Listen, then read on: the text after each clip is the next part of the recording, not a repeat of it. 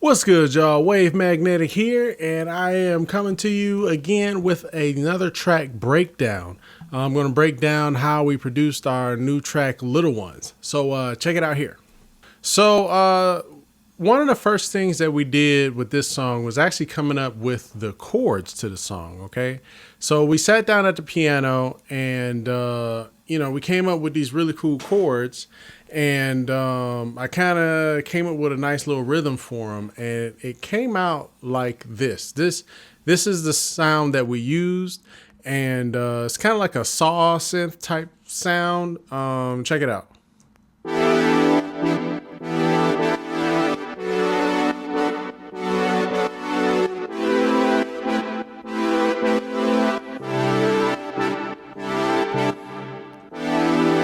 So those were the chords. But when I came up with them, it was kind of like it was like really cool. We had that really cool rhythm, and then I actually did a thing where I like to layer a lot of my pads. So that is like my low pad. I like to layer them where they cover kind of the whole frequency range. And sometimes when you just have one, it doesn't really work out that much. So I have another one that's like pitched the octave up with a little bit of a different sound. So check it out.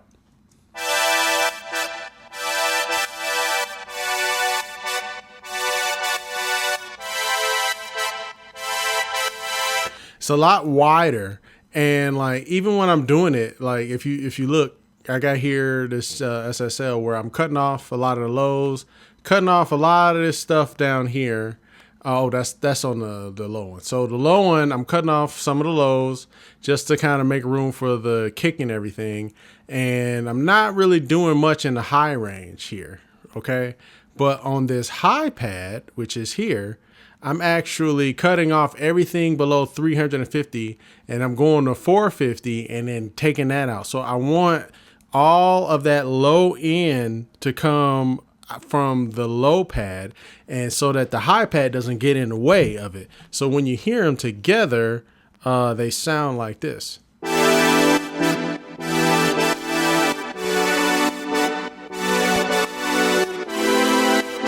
It layers it up so that it covers the whole frequency range, because we want this to be like in your face, raw. We want to show this, okay? And then I actually had a really cool little background line that I wanted to throw in there, which sounds like this right here.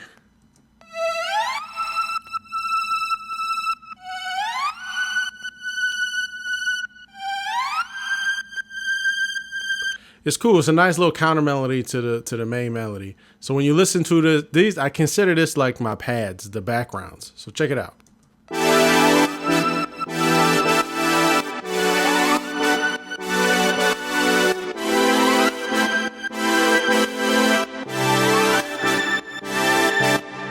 So it's really cool to have that going on in the background. So so we had that going, and I wanted to have a nice groove to go with the songs. So from there, I would usually just kind of come up with a drum part that grooves with it. And so together, that drum part by itself sounds like this.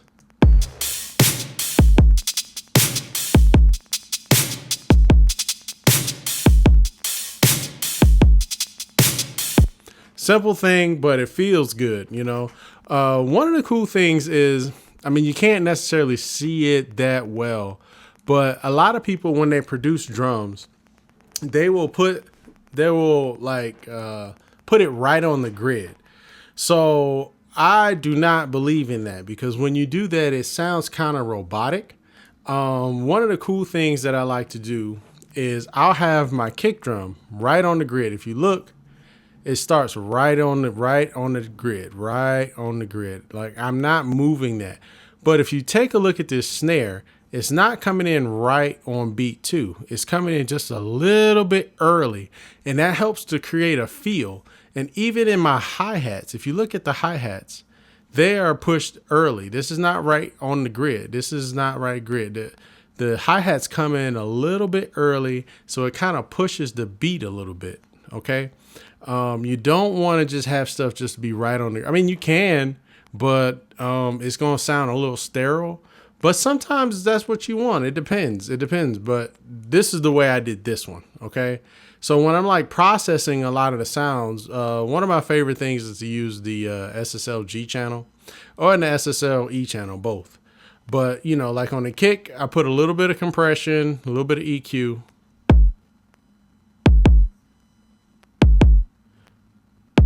If you take it off,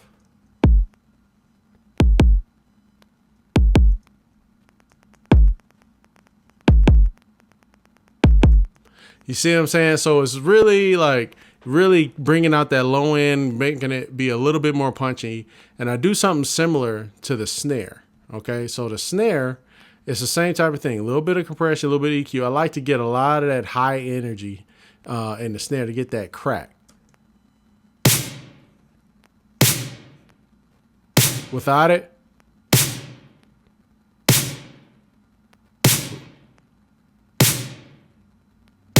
so that helps it come through and snap, you know, because you want your snares to really like punch you. You want them to just be just right up in there, okay?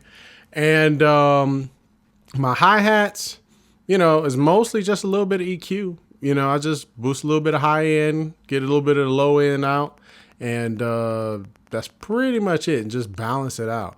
But the cool thing about the drums that make drums really, really, really hit, okay, is sometimes I use a little bit of tape saturation. This one is that Abbey Road J37.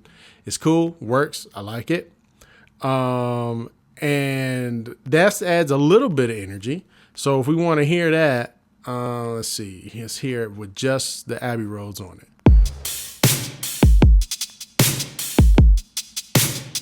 Off. On.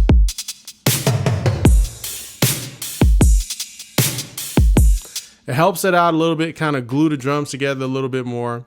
The next thing I like to do is a lot of parallel processing, okay? So one of my favorite compressors is the API 2500. Doesn't really matter which brand, you use whichever one you got. This time I used the Waves one. Actually, these days I'm not actually using this one that much. I'm mostly using the Plugin Alliance one. Was it Lindell 50 or SBC, something like that.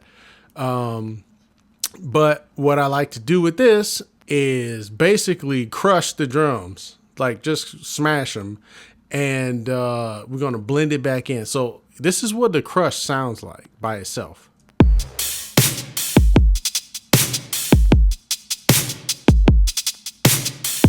Without it, with it.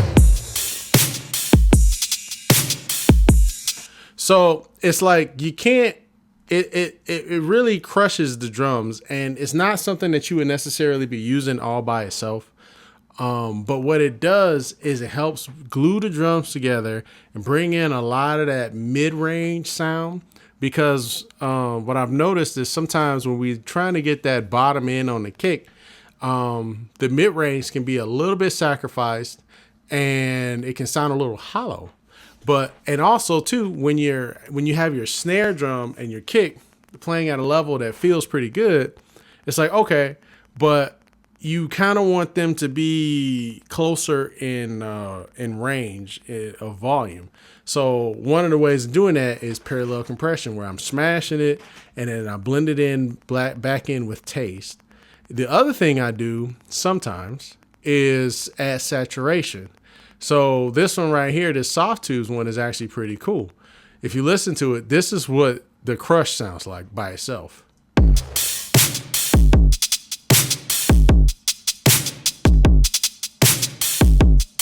Like, it's just like, you wouldn't just use that by itself.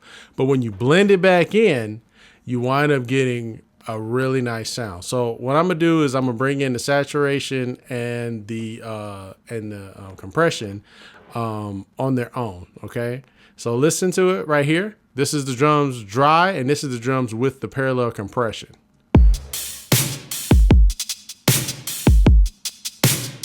The compression.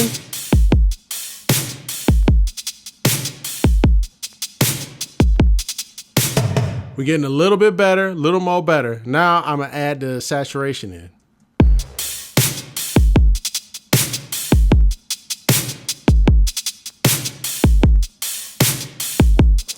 Which is super cool. Now we have a really nice drum sound. We have a really cool groovy beat, and it's really pushed forward. Now what I like to do is I like to use a clipper at the end of this now, because some of the transients may come out a little bit too much. And this one right here is the K clip. I'm actually not using this one that much. I really like the BX clipper. I think that's what it is, with plugin alliance. Super dope. But on this song, I didn't have it, so I used this. Now, this is what it sounds like. It shouldn't sound that much different, but it's going to give you a little bit more oomph.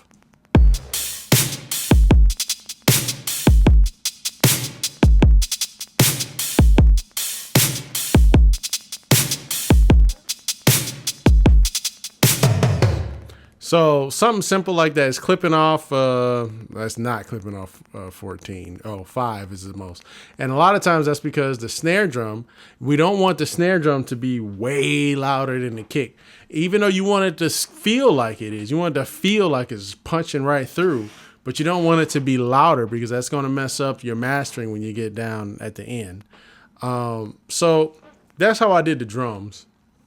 And then after that, I added some bass. Okay. Now with the bass, I do something very similar where my main chain SSL G channel. Okay. This bass, I broke it up into 2 sounds. So if you listen, this is the sub bass.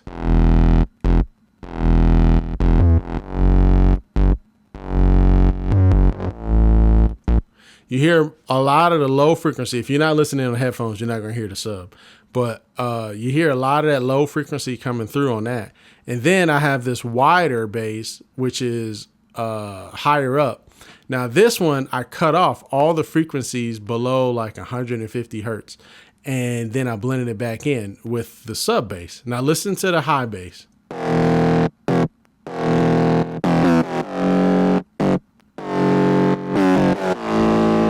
Now that doesn't really have much low end in it. And it's like, okay, what are we going to do with that? We're going to blend it with this sub and watch what happens.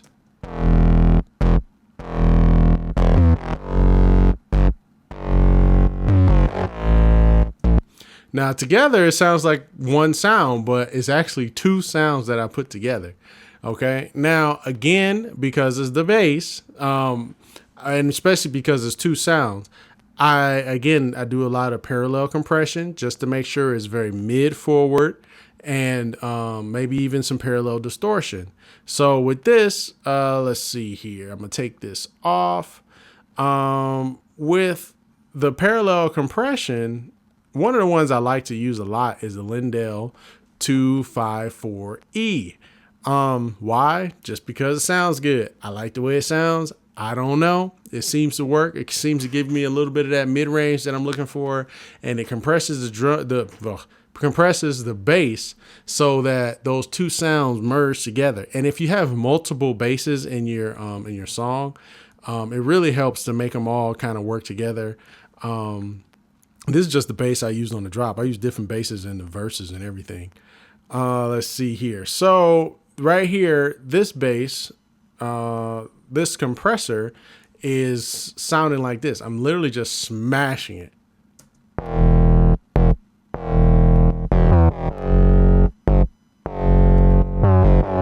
Now without it,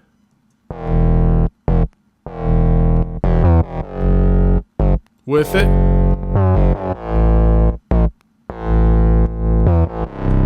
you see how when it wasn't there, it didn't sound like one sound that much. It was like separate. But when you smashed it together, it was like one sound. And I just blended it in with the original. But I also did parallel distortion. So if you listen to this is going to sound a little bit crazy.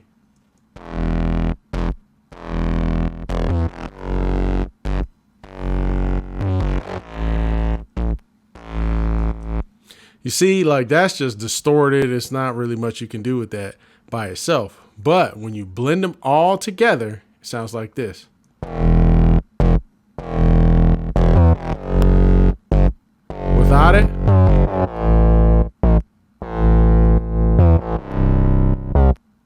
with it.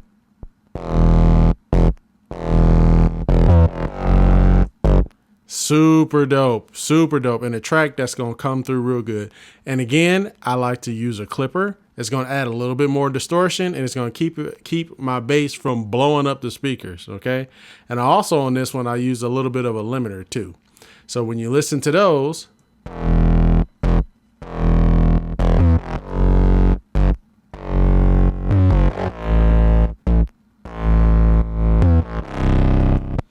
as you can see, like the clipper is doing massive amounts of clipping, and the limiter is doing a little bit of compression. And when it comes to bass, I really don't care. I push it until it sounds the way I want it to sound. Okay. I'm not looking at the numbers. I'm not saying, oh man, that's too much clipping. You know what the worst thing is to have not enough clipping so that your track don't hit right. Okay. So, we got all of that going. And then on the drop, the next thing is I have my horns.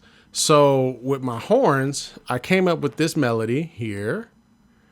Let's see. This is it right here.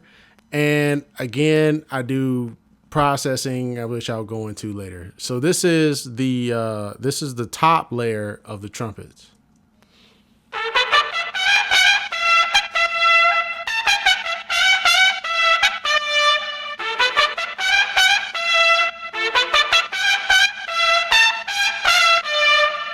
So that right there is like a harmony on the top that I did.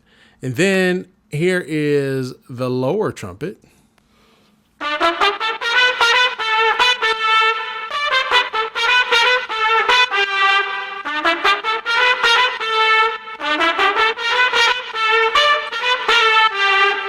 And then I have another set of horns, my trombone sound, which sounds like this.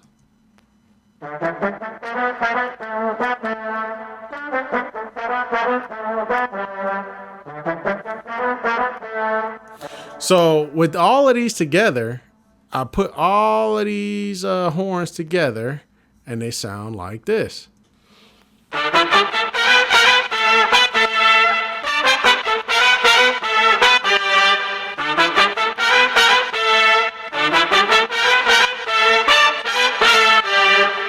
Sounds like a gigantic orchestra, right?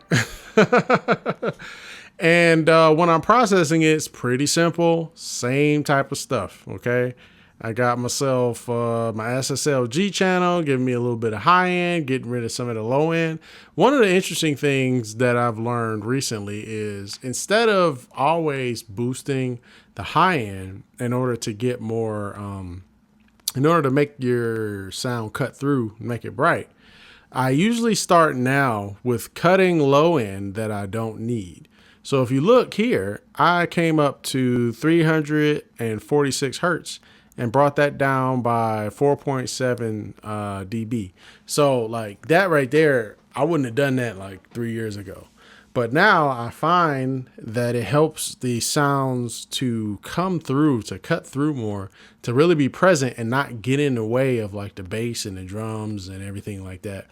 It really helps to make a sound stand out. And I did a pretty similar thing on all of that. I processed these all together. A little bit of compression with the Puig Chow. This is a pretty dope compressor. It sounds really dope. Let's see here. And I got a Pro Q on here, cutting out a little bit of 2K and 3K to make it so that the trumpets don't smash your ears. You know, they can be a little bit piercing sometimes. Then from there, I do a little bit of parallel compression. Let's see. I got the CLA 76 as my parallel compressor, and I have the decapitator as my parallel distortion. So if we listen to it without any of that, it sounds like this.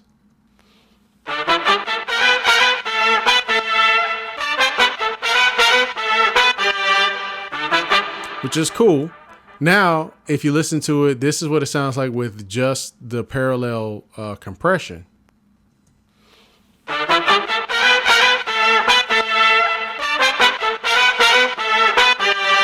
Now I'm going to add the parallel distortion.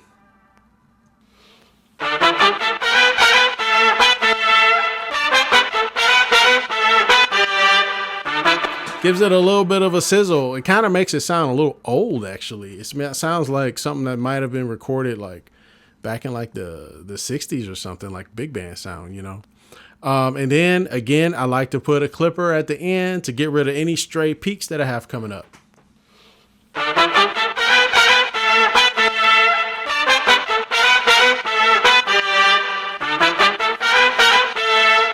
You see, it's getting kind of crushed, but when you listen to it in the context, here's the whole drop.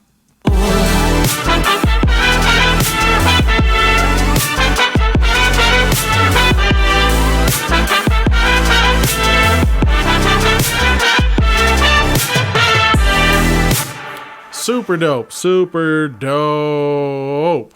All right, so let's get on to the verse now. So with the verse, I took that melody, I took the chords that we have on the drop. It's the same chords the whole time. It's like, I don't know, 4 or 5 chords. But I took it and I started it on a nylon string guitar sound. So that sounds like this.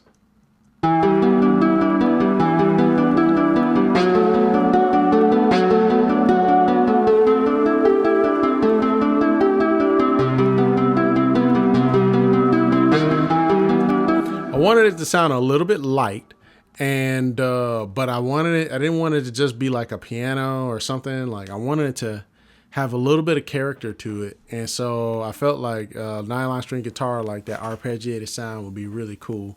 And again, it's the SSL G channel going on here, same type of stuff. Let's see here. I have that going, and then a little bit later, we add these chords here.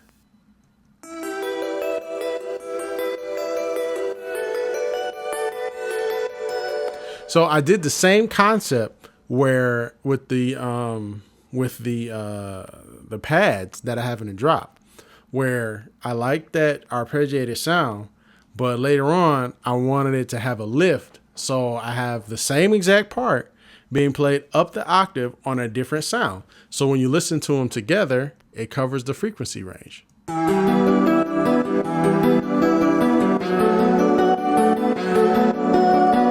Sounds like it's one sound. It's really cool. Let's see. Now I also have this thing I call whoop. This is a pad.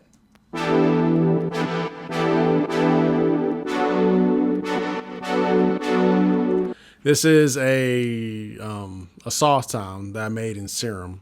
And then I have this other 808 come in.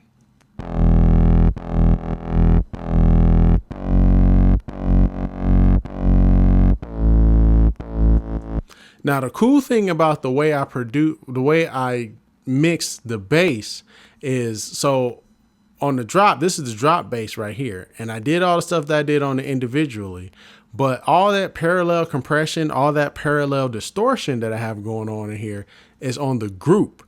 This is the group. So this bass, this bass, this bass, all of these basses are running through the same chain on the group. So they all get this sound. So even though I'm using different basses, they sound like they work together. It don't sound strange that like, where this weird bass come in that doesn't make sense. No, they're all running through the same thing on the group. So they have a certain thing that makes them all work together. All right. So that's another thing. A lot of times I like to do all my parallels, all about parallel processing. I like to do it on the groups if possible. And if I have to do something in parallel on an individual channel, I will. But first I start with the group. Always I start with the group. And if that fixes it, I leave it alone. All right. And so we got the drums going on right here. The drum beat is a little bit different, but not that much different. Actually, the drum beat is very different.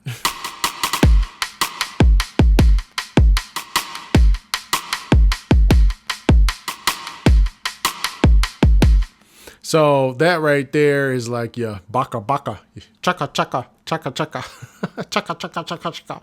It's that chaka chaka sound that you hear in a lot of jazz songs. A lot of jazz drummers will play that groove when it's not swinging, and it works. It has a vibe. So I got some background horns here. Same type of thing. I got 4 horns on one part, 4 horns on another part, and I got 4 trombones. So here is the first, the top horns.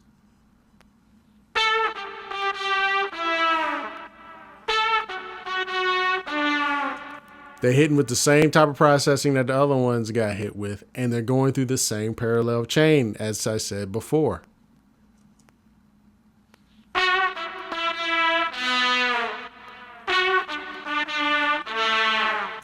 Right? And then here's the trombone.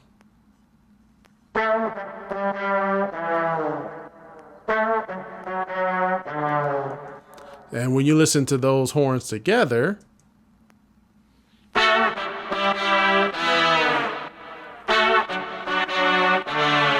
it's really cool. So when you hear that without the vocals, it sounds like this.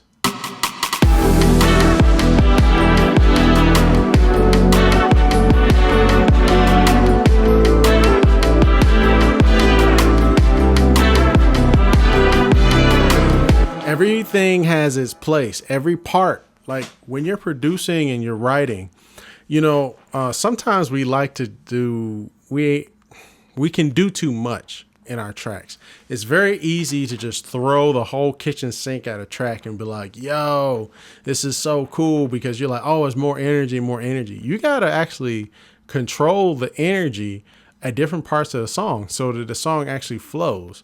So it's like, sometimes you want it to be hype, sometimes you want it to be a little bit chill, and everything has its part. I think of like when I was growing up, I grew up practicing Ifa. So in Ifa,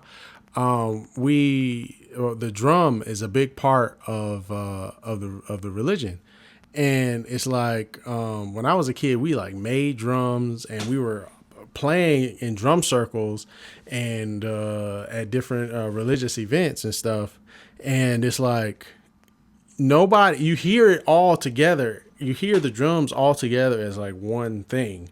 But if you really check out what everybody's doing, everybody is playing a part. They're playing something different. And, you want to have parts that work with the other parts. And that means rhythmically, that means harmonically, that it has to groove together. And so I like to think about everything as a drum. And no matter what melody is playing, everything is a drum, because that's the way I was brought up. And everybody has their part. If you playing duka, duka, duka, duka, the other person is playing doom, da-doom, da-doom. And it's like duka, doom, da-duka, doom, da-duka, doom, da-doom, da-duka, da-doom, da-duka. It's playing like that. And it's 2 people playing. It's not just one. So that's how I think about parts. And, maybe that'll help with how you think about adding your parts to your songs. So then we have the vocals here. Oh, the shining hour. So I'll break this down very much like from the beginning. We'll turn this stuff off so we can hear it before I did all of this stuff. We don't want to turn on something that wasn't there. Okay, so this is the vocal without any processing on it. Abusers blinded by a lie. Your victims in disguise. Oh, that is actually not true. Let me get this parallel chain off, because that sounded too good. Here we go. Abusers blinded by a lie. Your victims in disguise. All right, so that right there is how they sound with nothing on them. Now, the first thing I did was add the Abbey Roads. Put a little bit of tape distortion on it, okay? So that sounds like this. Abusers blinded by a lie. Your victims in disguise. Then the next thing I added was a little bit more distortion, okay? So one of the things I do like is the NLS channel.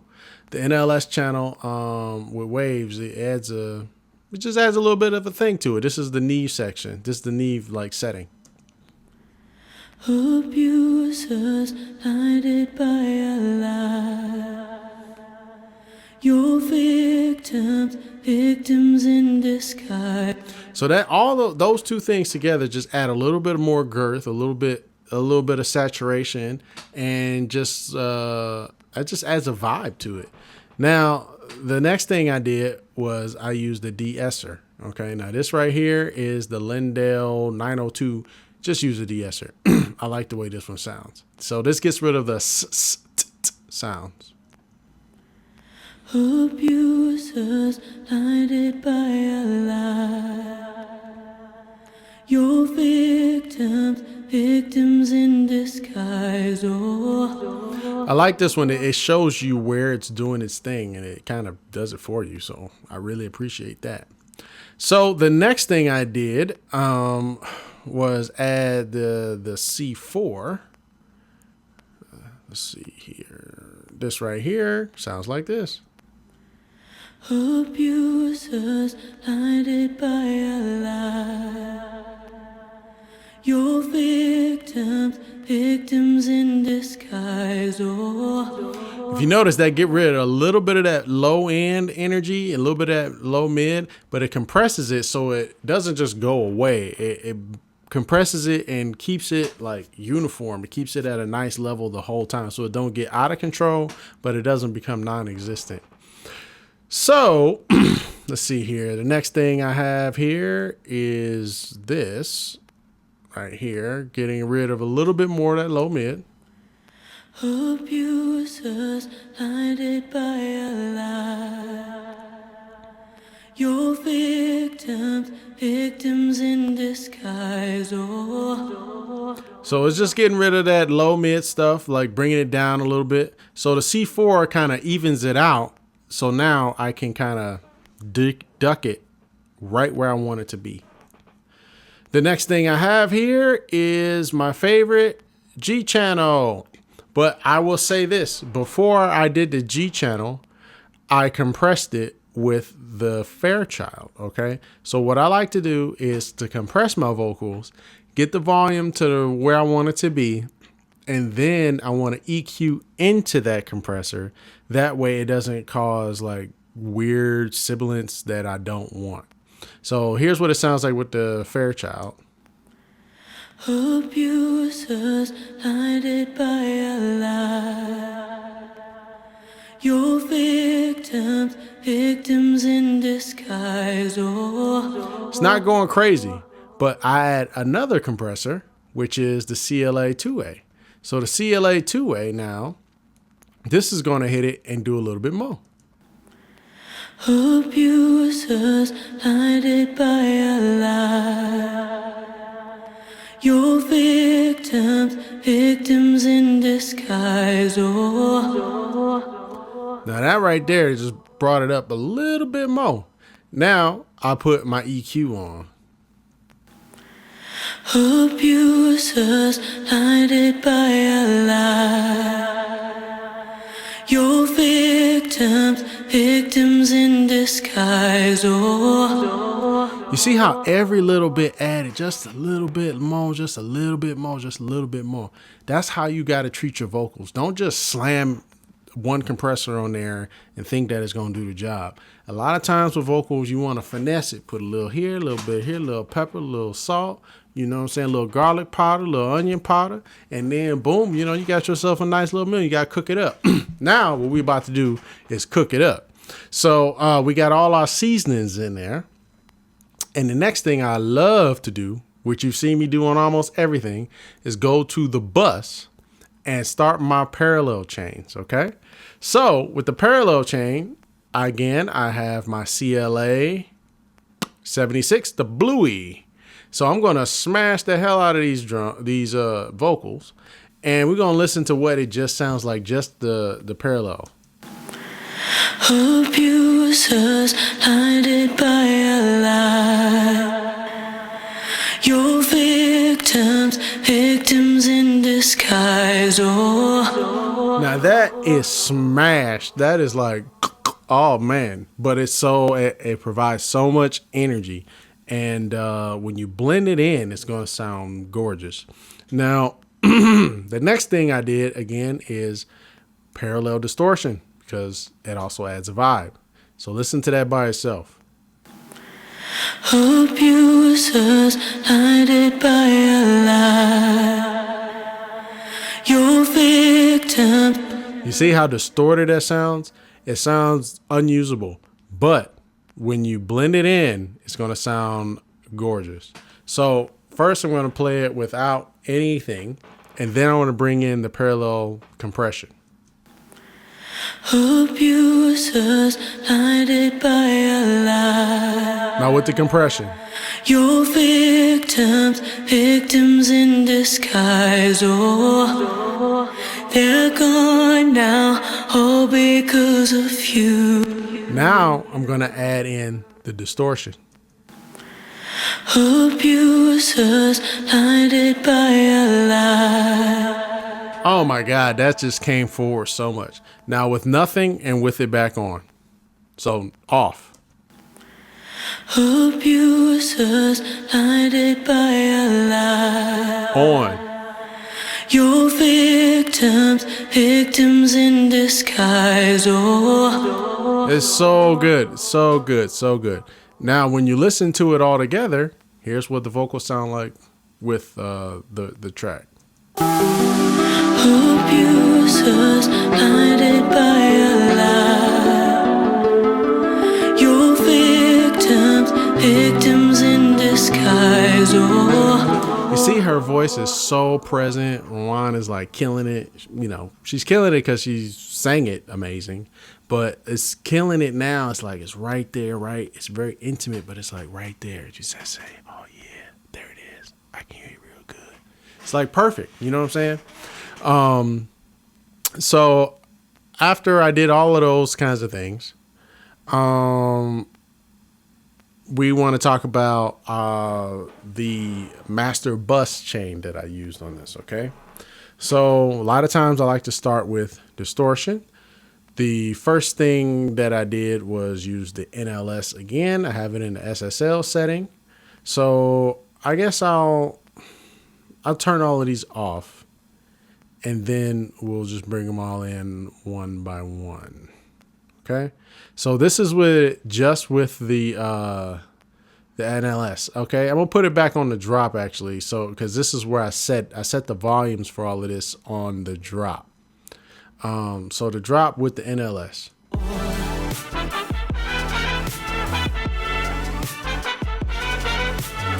I mean, it's really quiet actually because I have a limiter on it and everything, but everything is gonna come around again. So now the next thing I did was I used the Shadow Hills. I used the Shadow Hills Class A on here, okay? This is a really cool compressor. It's really simple. You know, it looks really complicated, but it's just like 30 millisecond attack, 100 millisecond release right here. And I have it set to the ratio set to 3. I turn this optical thing off, and I have the sidechain filter set to 90, okay? So with this, it sounds.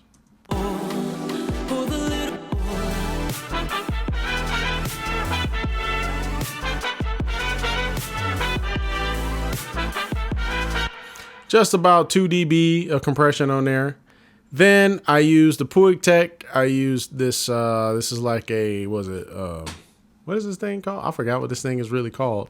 But yeah, the Magnetik equalizer.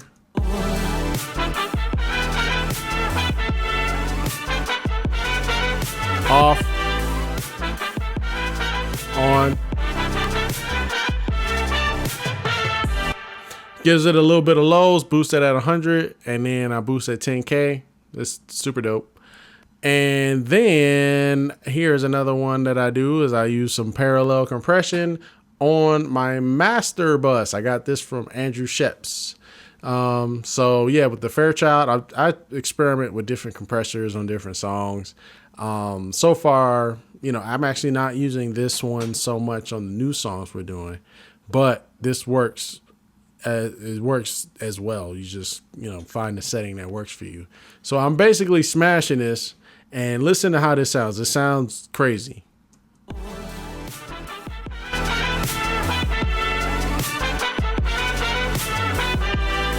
Like, yeah, you don't want your master to sound like that. But when you do that and then you blend it in, and I have it set in lat vert mode. So it's compressing the center channel, and then it's compressing the stereo, the wide channel, the mid and side. So the mid and the sides, it's compressing them differently. And you just blend it back into taste. This is cool because it actually gives you width and it gives you focus at the same time. So with it off and on. So off, on.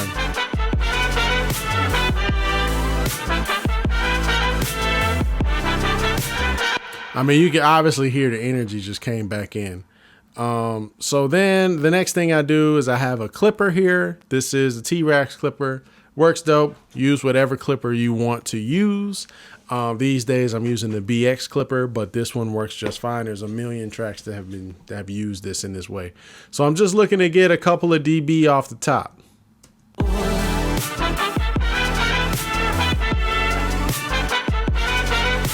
Off.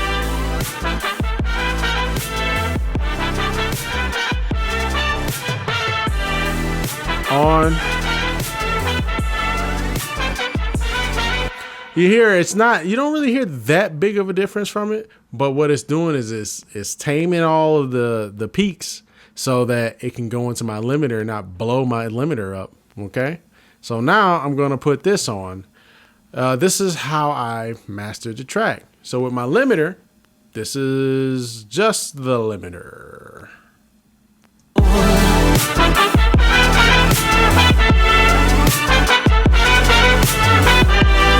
See, we're at the level now.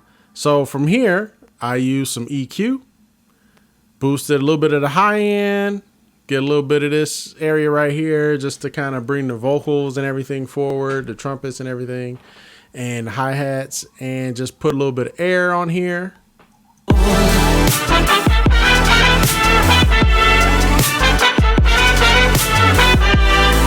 And I felt like I needed a little bit more, so I used the exciter just to get a little bit crispy up top.